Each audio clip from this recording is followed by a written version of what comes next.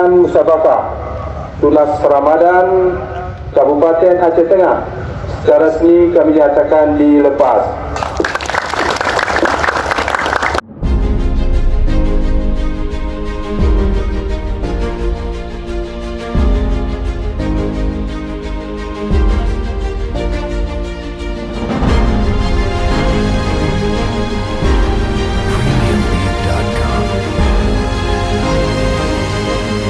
Pelepasan peserta Musabaqah Tunas Ramadan yang ke-24 tahun 2025 ke Aceh Barat.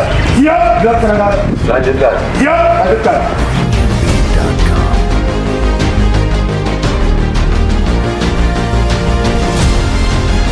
Kami berharap bahwa ajang ini bukan hanya menjadi tempat untuk mengukir prestasi, tetapi juga menjadi sarana untuk menumbuhkan kecintaan terhadap Al-Quran, ilmu agama dan akhlak mulia,